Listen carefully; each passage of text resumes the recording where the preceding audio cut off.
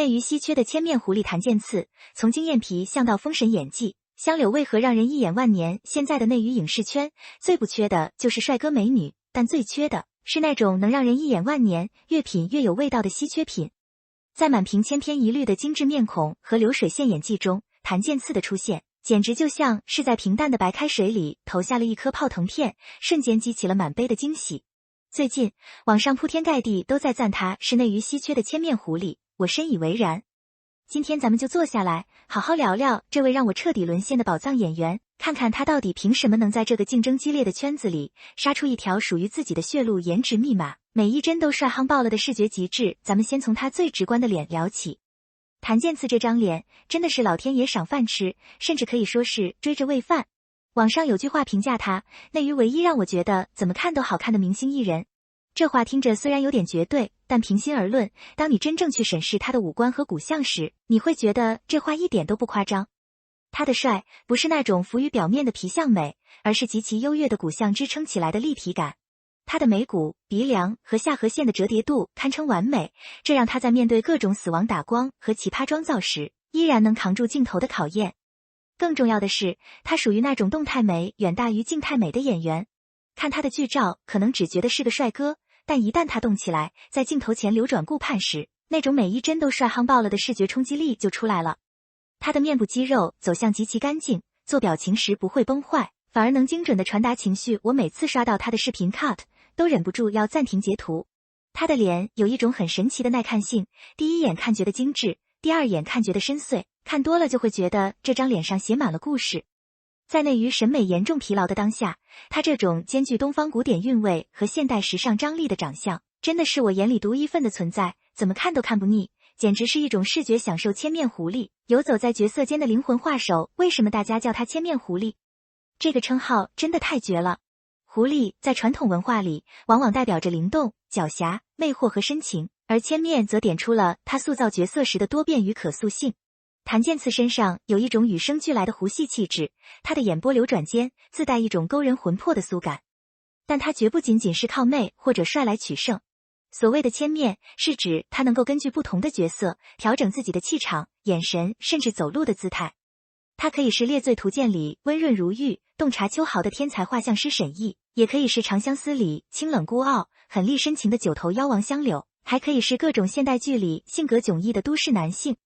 他就像是一个灵魂画手，用自己的身体和灵魂作为画笔，在每一个角色身上勾勒出截然不同的色彩，且每一笔都恰到好处，多一分则油腻，少一分则木讷。我第一次听到千面狐狸这个词用在男演员身上时，觉得特别贴切。我看过他很多戏外的采访和花絮，戏外的他开朗、幽默，甚至有点搞笑男前置，但一开机，他眼神一变，那种属于角色的狐性和神性就出来了。这种极致的反差感，加上他演戏时那种仿佛能看穿人心的眼神，真的让人有一种被他拿捏的错觉。他不是在演角色，他是在角色里活了一遍。这种灵气，在内娱年轻一代里真的太稀缺了，跨越皮相，被表演才华彻底折服的底气。如果谭健次仅仅只是长得好看、气质独特，那他顶多是个优秀的偶像。但真正让我，也让无数观众彻底被他吸引的，是他那深不可测的表演才华。在这个流量为王、很多人靠脸吃饭的时代，谭健次却偏偏要靠脑子、靠演技、靠对角色的深度共情来死磕。他的台词功底在年轻演员中绝对是第一梯队的，咬字清晰，情绪饱满，节奏感极佳。无论是大段的情绪爆发戏，还是低声呢喃的内心独白，他都能处理得游刃有余。更难得的是他的微表情管理。在特写镜头下，他眼底的震颤、嘴角的微小抽动，甚至是一次不经意的吞咽，都能精准地传递出人物内心的波澜。他懂得留白，懂得用眼神去填补台词之外的潜台词，这种高级的表演处理方式，没有深厚的阅历和反复的琢磨，是绝对做不到的。现在能沉下心来琢磨演技的年轻演员真的不多了。我彻底被他折服，不是因为他长得帅，而是因为他眼里有光，对表演有敬畏心。看他演戏，你会完全忘记他是谭健次，只会觉得他就是那个人物。那种强大的信念感和共情力，能瞬间把观众拉进他的情境里。我时常在想，他私下里得拉了多少片子，做了多少人物小传，才能把每一个角色都剖析得如此透彻。这种对专业的死磕精神，真的让我这个老观众肃然起敬。长相思、香柳、高光时刻与千面狐狸的巅峰演。聊檀健次，绝对绕不开《长相思》里的香柳。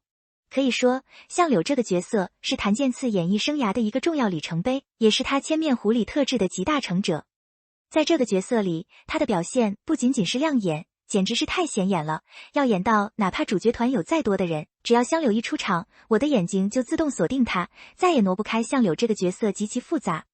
他表面上是冷酷无情、嗜血残暴的九头妖王，戴着面具，让人闻风丧胆。但他化身防风背时，又是那个流连教坊司、玩世不恭的浪荡公子，而在他冰冷的外表下，又藏着一颗对小妖深情至极、默默守护、甘愿付出一切的心。檀健次把这3个层面的相柳揉碎了，融合在一起，演得层次分明。他演出了香柳的冷，那身白衣白发，配上他清冷疏离的眼神，仿佛高山上的雪，可望而不可及。他演出了防风背的媚，那种带着点邪气又带着点深情的撩拨，被他一个挑眉，一个轻笑演绎的入木三分。但他最绝的是演出了香柳的隐忍与悲壮追长相思的时候，我真的是为相柳哭湿了枕头，意难平到了极点。